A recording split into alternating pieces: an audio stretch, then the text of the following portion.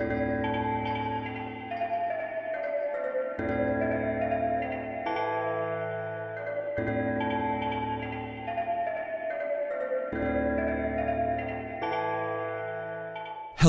and welcome to another episode of Incremental Doom. Tonight, a story truly worthy of our show's title, the first of 4 parts of a tale of icy isolation, of alienation from humanity and happiness, of supernatural shocks that shake the soul and reveal a gloom from beyond the grave. A Christmas Carol by Charles Dickens. Stave 1. Marley's Ghost. Marley was dead. To begin with, there is no doubt whatever about that. The register of his burial was signed by the clergyman, the clerk, the undertaker, and the chief mourner. Scrooge signed it, and Scrooge's name was good upon change for anything he chose to put his hand to. Old Marley was as dead as a doornail. Mind, I don't mean to say that I know, of my own knowledge, what there is particularly dead about a doornail. I might have been inclined, myself, to regard a coffin nail as the deadliest piece of ironmongery in the trade. But the wisdom of our ancestors is in the simile, and my unhallowed hand shall not disturb it, or the country's done for. You will therefore permit me to repeat, emphatically, that Marley was as dead as a doornail. Scrooge knew he was dead? Of course he did. How could it be otherwise? Scrooge and he were partners for I don't know how many years. Scrooge was his sole executor, his sole administrator, his sole assign, his sole residuary legatee, his sole friend, and sole mourner. And even Scrooge was not so dreadfully cut up by the sad event, but that he was an excellent man of business on the very day of the funeral, and solemnized it with an undoubted bargain. The mention of Marley's funeral brings me back to the point I started from. There is no doubt that Marley was dead. This must be distinctly understood, or nothing wonderful can come of the story I am going to relate. If we were not perfectly convinced that Hamlet's father died before the play began, there would be nothing more remarkable in his taking a stroll at midnight, in an easterly wind, upon his own ramparts, than there would be in any other middle-aged gentleman rashly turning out after dark in a breezy spot, say St. Paul's churchyard, for instance, literally to astonish his son's weak mind. Scrooge never painted out old Marley's name. There it stood years afterward, above the warehouse door, Scrooge and Marley. The firm was known as Scrooge and Marley. Sometimes people new to the business called Scrooge Scrooge, and sometimes Marley. But he answered to both names. It was all the same to him. Oh, but he was a tight-fisted hand at the grindstone, Scrooge. A squeezing, wrenching, grasping, scraping, clutching, covetous old sinner. Hard and sharp as flint, from which no steel had ever struck out generous fire. Secret and self-contained and solitary as an oyster. The cold within him froze his old features, nipped his pointed nose, shriveled his cheek, stiffened his gait, made his eyes red, his thin lips blue, and spoke out shrewdly in his grating voice. A frosty rime was on his head, and on his eyebrows, and his wiry chin. He carried his own low temperature always about with him. He iced his office in the dog days, and didn't thaw at 1 degree at Christmas. External heat and cold had little influence on Scrooge. No warmth could warm, no wintry weather chill him. No wind that blew was bitterer than he, no falling snow was more intent upon its purpose, no pelting rain less open to entreaty. Foul weather didn't know where to have him. The heaviest rain and snow and hail and sleet could boast of the advantage over him in only one respect.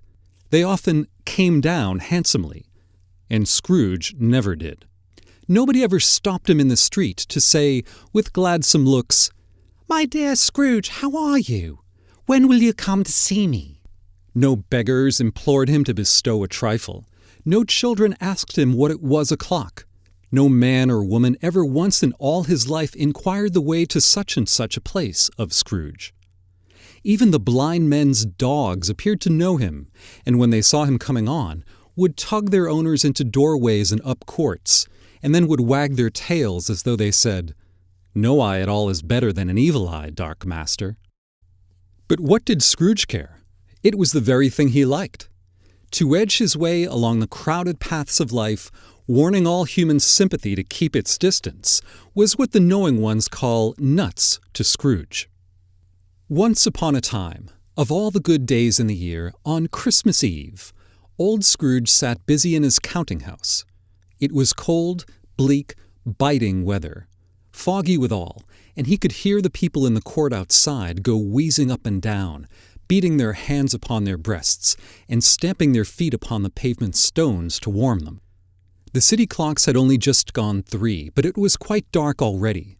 It had not been light all day, and candles were flaring in the windows of the neighboring offices, like ruddy smears upon the palpable brown air. The fog came pouring in at every chink and keyhole, and was so dense without that although the court was of the narrowest, the houses opposite were mere phantoms.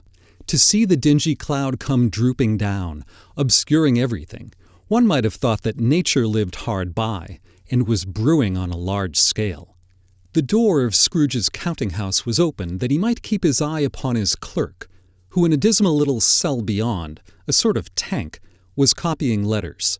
Scrooge had a very small fire, but the clerk's fire was so very much smaller that it looked like one coal. But he couldn't replenish it, for Scrooge kept the coal box in his own room, and so surely as the clerk came in with the shovel, the master predicted that it would be necessary for them to part. Wherefore the clerk put on his white comforter and tried to warm himself at the candle, in which effort, not being a man of strong imagination, he failed. "A Merry Christmas, Uncle! God save you!" cried a cheerful voice. It was the voice of Scrooge's nephew, who came upon him so quickly that this was the first intimation he had of his approach. "Bah!" said Scrooge. "Humbug!" He had so heated himself with a rapid walking in the fog and frost, this nephew of Scrooge's, that he was all in a glow. His face was ruddy and handsome, his eyes sparkled, and his breath smoked again. "Christmas a humbug, Uncle! You don't mean that, I am sure." "I do," said Scrooge. "Merry Christmas! What right have you to be merry? What reason have you to be merry? You're poor enough." "Calm there," returned the nephew gaily. "What right have you to be dismal? What reason have you to be morose? You're rich enough." Scrooge, having no better answer ready on the spur of the moment, said, "Bah!" again, and followed it up with, "Humbug!" "Don't be cross, Uncle," said the nephew. "What else can I be, returned the uncle, when I live in such a world of fools as this? Merry Christmas! Out upon Merry Christmas! What's Christmas time to you but a time for paying bills without money, a time for finding yourself a year older but not an hour richer, a time for balancing your books and having every item in them through a round dozen of months presented dead against you? If I could work my will," said Scrooge indignantly, "every idiot who goes about with 'Merry Christmas' on his lips should be boiled with his own pudding and buried with a stake of holly through his heart. He should." "Uncle," pleaded the nephew. "Nephew," returned the uncle sternly, "keep Christmas in your own way and let me keep it in mine." "Keep it? But you don't keep it." "Let me leave it alone, then. Much good may it do you. Much good it has ever done you." "There are many things from which I might have derived good, by which I have not profited, I dare say. Christmas among the rest. But I am sure I have always thought of Christmas time, when it has come round, apart from the veneration due to its sacred name and origin, if anything belonging to it can be apart from that, as a good time, a kind, forgiving, charitable, pleasant time. The only time I know of in the long calendar of the year, when men and women seem by one consent to open their shut-up hearts freely, and to think of people below them as if they really were fellow passengers to the grave, and not another race of creatures bound on other journeys. And therefore, uncle, though it has never put a scrap of gold or silver in my pocket, I believe that it has done me good, and will do me good, and I say, God bless it." The clerk in the tank involuntarily applauded. Becoming immediately sensible of the impropriety, he poked the fire and extinguished the last frail spark forever. "Let me hear another sound from you," said Scrooge. "and you'll keep your Christmas by losing your situation. You're quite a powerful speaker, sir," he added, turning to his nephew. "I wonder you don't go into Parliament." "Don't be angry, uncle. Come, dine with us tomorrow." Scrooge said that he would see him. Yes, indeed he did. He went the whole length of the expression, and said that he would see him in that extremity first. "But why?" cried Scrooge's nephew. "Why?" "Why did you get married?" "Because I fell in love." "Because you fell in love," growled Scrooge, as if that were the only one thing in the world more ridiculous than a Merry Christmas. "Good afternoon." "Nay, uncle, but you never came to see me before that happened. Why give it as a reason for not coming now?" "Good afternoon." "I want nothing from you. I ask nothing of you. Why cannot we be friends?" "Good afternoon." "I am sorry with all my heart to find you so resolute. We've never had any quarrel to which I've been a party. But I have made the trial in homage to Christmas, and I'll keep my Christmas humour to the last. So, a Merry Christmas, uncle." "Good afternoon." "And a Happy New Year." "Good afternoon." His nephew left the room without an angry word, notwithstanding. He stopped at the outer door to bestow the greetings of the season on the clerk, who, cold as he was warmer than Scrooge, for he returned them cordially. "There's another fellow," muttered Scrooge, who overheard him. "My clerk, with 15 shillings a week, and a wife and family, talking about a Merry Christmas. I'll retire to Bedlam." This lunatic, in letting Scrooge's nephew out, had let 2 other people in. They were portly gentlemen, pleasant to behold, and now stood with their hats off in Scrooge's office. They had books and papers in their hands, and bowed to him. "Scrooge and Marley's, I believe," said one of the gentlemen, referring to his list. "Have I the pleasure of addressing Mr. Scrooge or Mr. Marley?" "Mr. Marley has been dead these 7 years," Scrooge replied. "He died 7 years ago, this very night." "We have no doubt his liberality is well represented by his surviving partner," said the gentleman, presenting his credentials. It certainly was, for they had been 2 kindred spirits. At the ominous word liberality, Scrooge frowned and shook his head and handed the credentials back. "At this festive season of the year, Mr. Scrooge," said the gentleman, taking up a pen, "it is more than usually desirable that we should make some slight provision for the poor and destitute, who suffer greatly at the present time. Many thousands are in want of common necessaries. Hundreds of thousands are in want of common comforts, sir." "Are there no prisons?"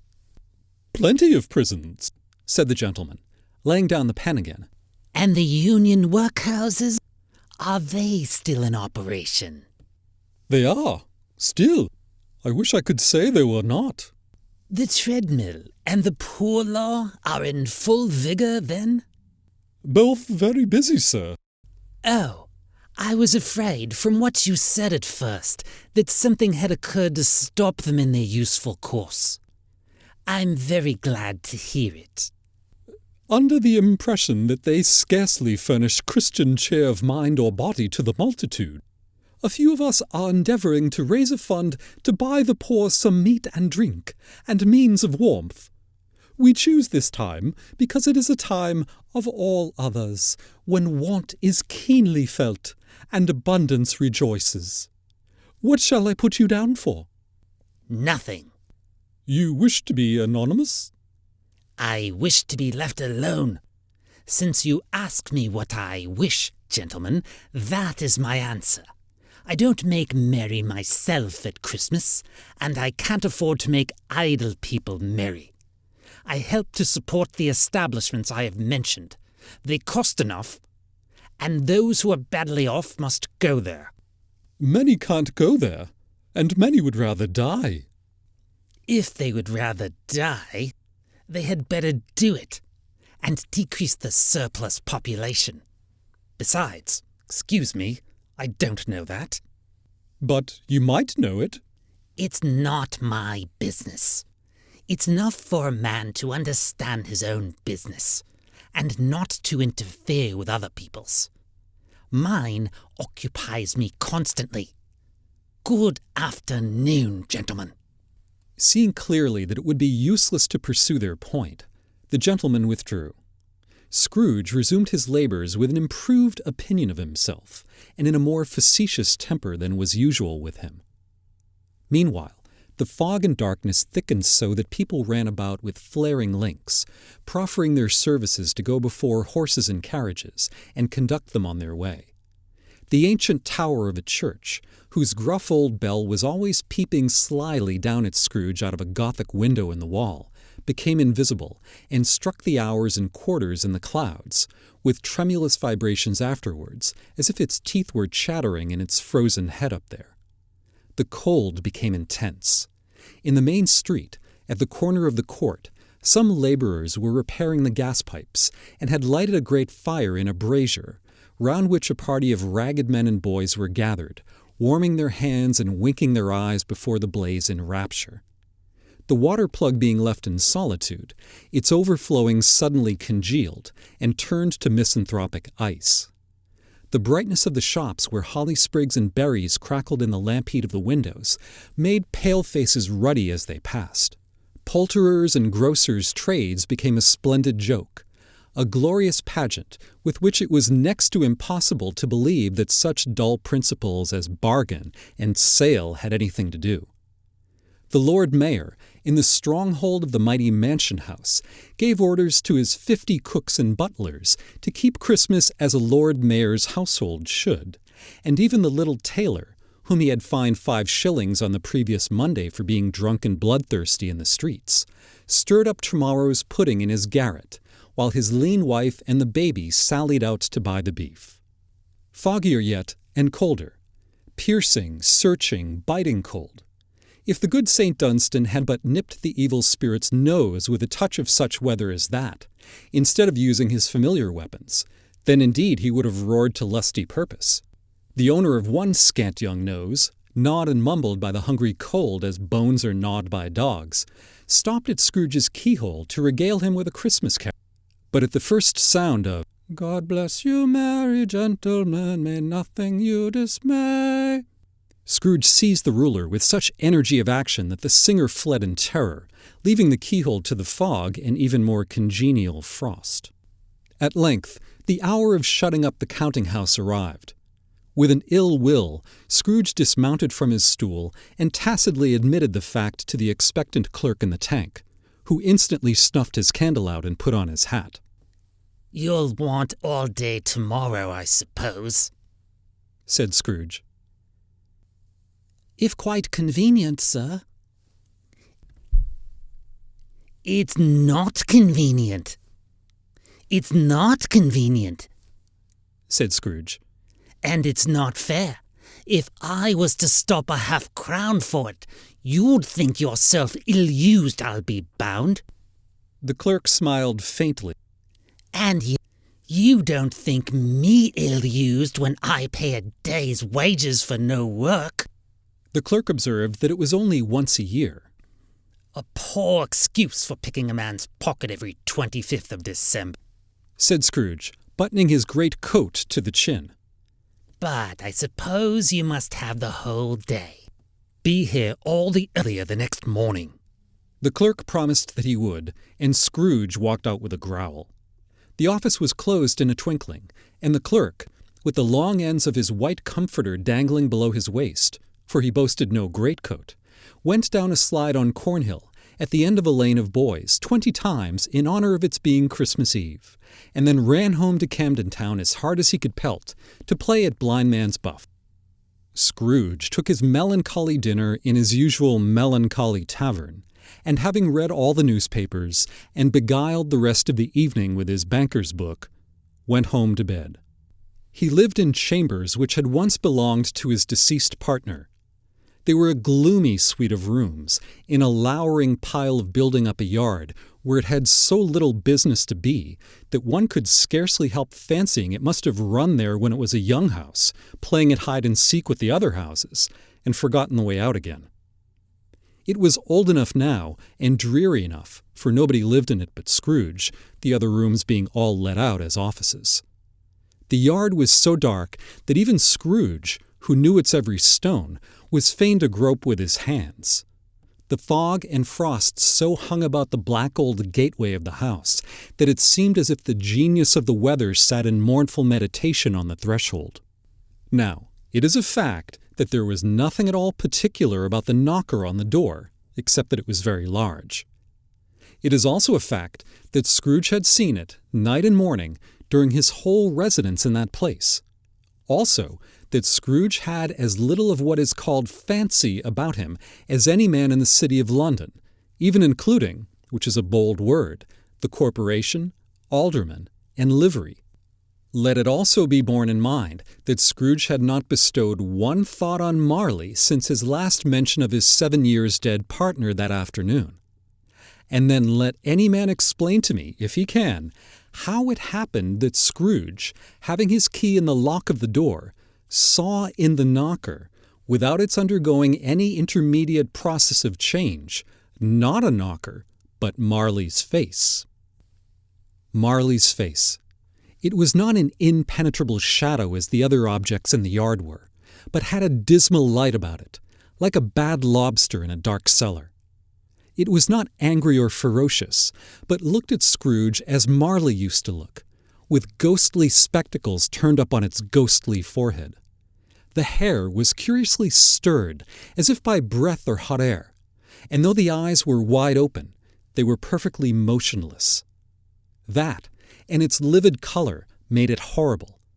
But its horror seemed to be in spite of the face and beyond its control, rather than a part of its own expression. As Scrooge looked fixedly at this phenomenon, it was a knocker again. To say that he was not startled, or that his blood was not conscious of a terrible sensation to which it had been a stranger from infancy, would be untrue. But he put his hand upon the key he had relinquished, turned it sturdily, walked in, and lighted his candle. He did pause, with a moment's irresolution before he shut the door, and he did look cautiously behind it first, as if he half expected to be terrified with the sight of Marley's pigtails sticking out into the hall. But there was nothing on the back of the door, except the screws and nuts that held the knocker on, and so he said, "Pooh-pooh," and closed it with a bang. The sound resounded through the house like thunder. Every room above, and every cask in the wine merchant's cellars below, appeared to have a separate peal of echoes of its own. Scrooge was not a man to be frightened by echoes. He fastened the door, and walked across the hall and up the stairs, slowly too, trimming his candle as he went.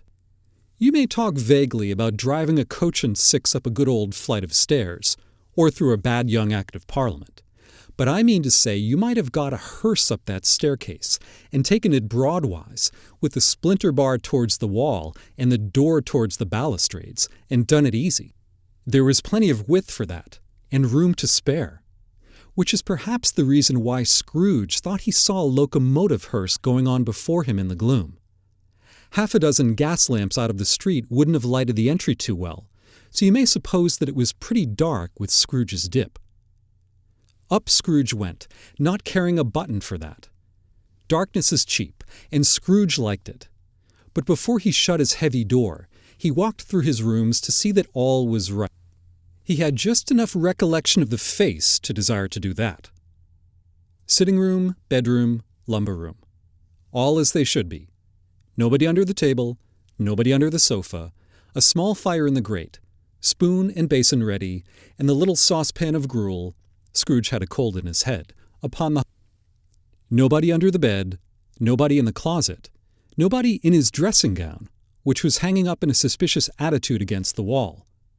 Lumber room as usual, old fire guard, old shoes, 2 fish baskets, washing stand on 3 legs, and a poker. Quite satisfied, he closed his door and locked himself in, double-locked himself in, which was not his custom. Thus secured against surprise, he took off his cravat, put on his dressing gown and slippers, and his nightcap, and sat down before the fire to take his gruel. It was a very low fire indeed, nothing on such a bitter night. He was obliged to sit close to it and brood over it before he could extract the least sensation of warmth from such a handful of fuel. The fireplace was an old one, built by some Dutch merchant long ago, and paved all round with quaint Dutch tiles, designed to illustrate the Scriptures. There were Cains and Abels, Pharaoh's daughters, queens of Sheba, angelic messengers descending through the air on clouds like featherbeds, Abrahams, Belshazzars, apostles putting off to sea in butterboats, hundreds of figures to attract his thoughts. And yet that face of Marley, 7 years dead, came like the ancient prophet's rod and swallowed up the whole. If each smooth tile had been a blanket first, with power to shape some picture on its surface from the disjointed fragments of his thoughts, there would have been a copy of old Marley's head on every one. "Humbug," said Scrooge, and walked across the room. After several turns, he sat down again. As he threw his head back in the chair, his glance happened to rest upon a bell, a disused bell, that hung in the room, and communicated, for some purpose now forgotten, with a chamber in the highest story of the building. It was with great astonishment, and with a strange, inexplicable dread, that as he looked, he saw this bell begin to swing. It swung so softly in the outset that it scarcely made a sound, but soon it rang out loudly, and so did every bell in the house. This might have lasted half a minute, or a minute, but it seemed an hour. The bells ceased as they had begun, together. They were succeeded by a clanking noise deep down below, as if some person were dragging a heavy chain over the casks in the wine merchant's cellar. Scrooge then remembered to have heard that ghosts in haunted houses were described as dragging chains. The cellar door flew open with a booming sound, and then he heard the noise much louder on the floors below, then coming up the stairs, then coming straight towards his door. "It's humbug still," said Scrooge. "I won't believe it." His color changed, though, when, without a pause, it came on through the heavy door and passed into the room before his eyes. Upon its coming in, the dying flame leaped up, as though it cried, "I know him, Marley's ghost," and fell again. The same face, the very same. Marley in his pigtail, usual waistcoat, tights and boots, the tassels on the latter bristling, like his pigtail, and his coat skirts, and the hair upon his head. The chain he drew was clasped about his middle. It was long, and wound about him like a tail, and it was made, for Scrooge observed it closely, of cash boxes, keys, padlocks, ledgers, deeds, and heavy purses wrought in steel.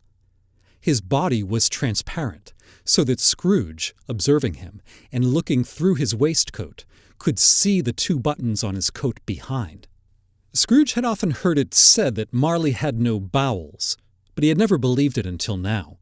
No, nor did he believe it even now, though he looked the phantom through and through, and saw it standing before him, though he felt the chilling influence of its death-cold eyes, and marked the very texture of the folded kerchief bound about its head and chin, which wrapper he had not observed before. He was still incredulous, and fought against his senses. "How now?" said Scrooge, caustic and cold as ever. "What do you want with me?" "Much." Marley's voice, no doubt about it. "Who are you?" "Ask me who I was." "Who were you, then?" said Scrooge, raising his voice. "You're particular, for a shade." He was going to say, "to a shade," but substituted this as more appropriate. In life, I was your partner, Jacob Marley. Can you sit down? asked Scrooge, looking doubtfully at him. I can. Do it then. Scrooge asked the question because he didn't know whether a ghost so transparent might find himself in a condition to take a chair, and felt that in the event of its being impossible, it might involve the necessity of an embarrassing explanation. But the ghost sat down on the opposite side of the fireplace, as if he were quite used to it. You don't believe in me, observed the ghost. I don't. What evidence would you have to have of my reality beyond that of your senses? I don't know. Why do you doubt your senses? Because a little thing affects them. A slight disorder of the stomach makes them cheats. You may be an undigested bit of beef, blot of mustard, a crumb of cheese, a fragment of an underdone potato. There's more of gravy than of grave about you, whatever you are. Scrooge was not much in the habit of cracking jokes, nor did he feel in his heart by any means waggish then. The truth is that he tried to be smart as a means of distracting his own attention and keeping down his terror, for the spectre's voice disturbed the very marrow in his bones. To sit staring at those fixed glazed eyes in silence for a moment would play, Scrooge felt, the very deuce with him. There was something very awful, too, in the spectre's being provided with an infernal atmosphere of its own. Scrooge could not feel it himself, but this was clearly the case. For though the ghost sat perfectly motionless, its hair and skirts and tassels were still agitated as by the hot vapor from an oven. You see this toothpick? Said Scrooge, returning quickly to the charge for the reason just assigned, and wishing, though it were only for a second, to divert the vision's stony gaze from himself. I do, replied the ghost. You are not looking at it. But I see it, notwithstanding. Well, I have but to swallow this, and be for the rest of my days persecuted by a legion of goblins, all of my own creation. Humbug, I tell you, humbug! At this, the spirit raised a frightful cry and shook its chain with such a dismal and appalling noise that Scrooge held on tight to his chair to save himself from falling in a swoon. But how much greater was his horror when the phantom, taking off the bandage round its head, as if it were too warm to wear indoors, its lower jaw dropped down upon its breast. Scrooge fell upon his knees and clasped his hands before his face. Mercy, he said. Dreadful apparition, why do you trouble me? Man of the worldly mind, do you believe in me or not? I do. I must. But why do spirits walk the earth, and why do they come to me?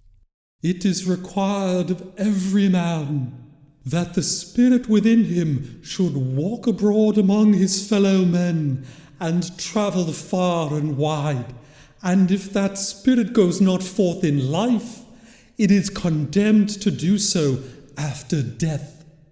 It is doomed to wander through the world, oh, woe is me, and witness what it cannot share, but might have shared on earth, and turned to happiness. Again the spectre raised a cry, and shook its chain, and wrung its shadowy hands. You are fettered, said Scrooge, trembling. Tell me why. I wear the chain I forged in life. I made it link by link, and yard by yard. I girded it on of my own free will, and of my own free will I wore it. Is its pattern strange to you? Scrooge trembled more and more. Or would you know the weight and length of the strong coil you bear yourself? It was full as heavy and as long as this 7 Christmas Eves ago. You have laboured on it since. It is a ponderous chain. Scrooge glanced about him on the floor, in the expectation of finding himself surrounded by some 50 or 60 fathoms of iron cable, but he could see nothing. "Jacob," he said imploringly. "Oh, Jacob Marley, tell me more. Speak comfort to me, Jacob." I have none to give. It comes from other regions, Ebenezer Scrooge, and is conveyed by other ministers to other kinds of men. Nor can I tell you what I would. A very little more is all permitted to me. I cannot rest. I cannot stay. I cannot linger anywhere. My spirit never walked beyond our counting-house, mark me, in life. My spirit never roved beyond the narrow limits of our money-changing hole, and weary journeys lie before me. It was a habit with Scrooge, whenever he became thoughtful, to put his hands in his breeches pockets. Pondering on what the ghost had said, he did so now, but without lifting up his eyes or getting off his knees. "You must have been very slow about it, Jacob," Scrooge observed in a businesslike manner, though with humility and deference. Slow, the ghost repeated. 7 years dead, mused Scrooge. and travelling all the time. the whole time. No rest, no peace, incessant torture of remorse. You travelled fast? On the wings of the wind. You might have got over a great quantity of ground in 7 years. The ghost, on hearing this, set up another cry and clanked its chain so hideously in the dead silence of the night that the ward would have been justified in indicting it for a nuisance. Oh, captive, bound, and double-ironed, not to know that ages of incessant labour by immortal creatures for this earth must pass into eternity before the good of which it is susceptible is all developed. Not to know that any Christian spirit working kindly in its little sphere, whatever it may be, will find its mortal life too short for its vast means of usefulness. Not to know that no space of regret can make amends for one's life's opportunity misused. Yet, such was I. Oh, such was I. But you were always a good man of business, Jacob, faltered Scrooge, who now began to apply this to himself. Business, cried the ghost, wringing its hands again. Mankind was my business. The common welfare was my business. Charity, mercy, forbearance, and benevolence were all my business. The dealings of my trade were but a drop of water in the comprehensive ocean of my business. It held up its chain at arm's length, as if that were the cause of all its unavailing grief, and flung it heavily upon the ground again. At this time of the rolling year, I suffer most.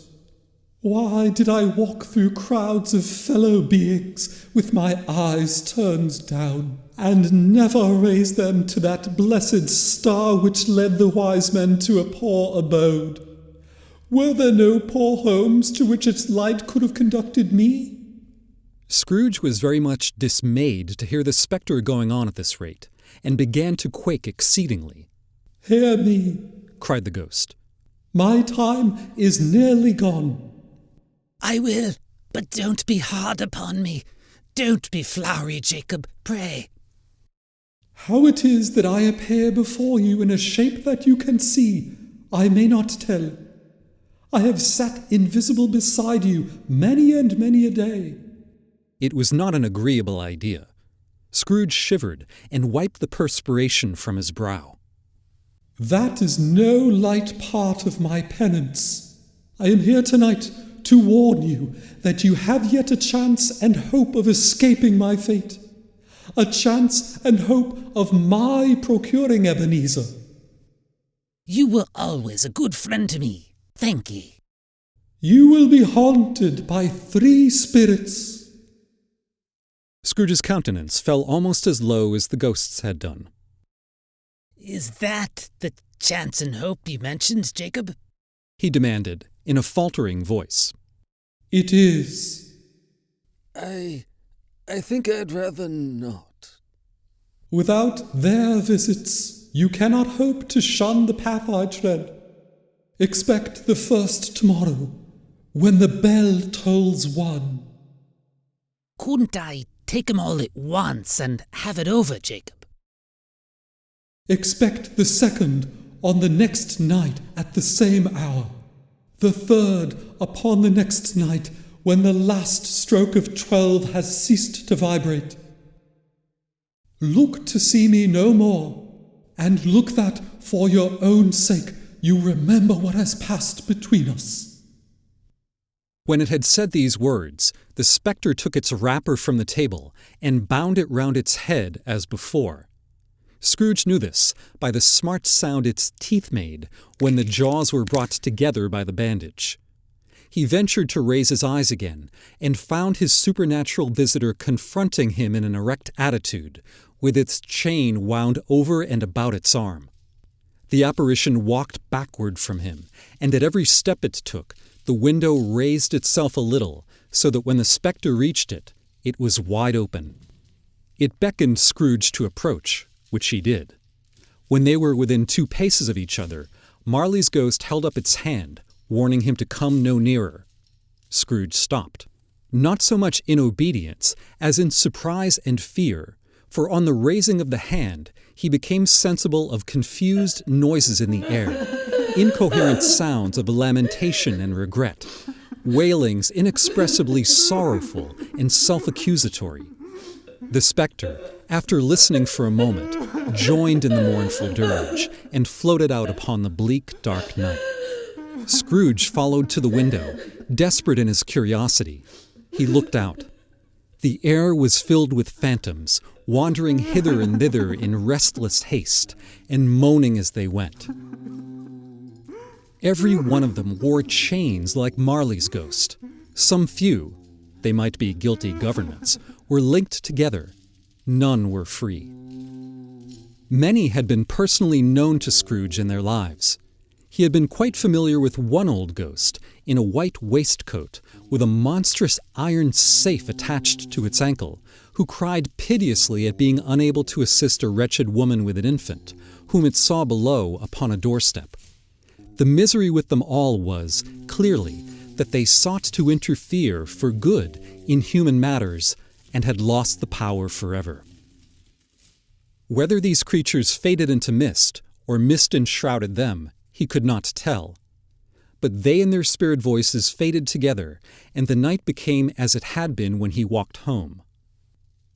Scrooge closed the window and examined the door by which the ghost had entered.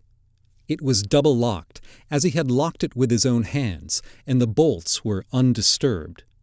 He tried to say, "Humbug," but stopped at the first syllable. And being, from the emotion he had undergone, or the fatigues of the day, or his glimpse of the invisible world, or the dull conversation of the ghost, or the lateness of the hour, much in need of repose, went straight to bed, without undressing, and fell asleep upon the instant.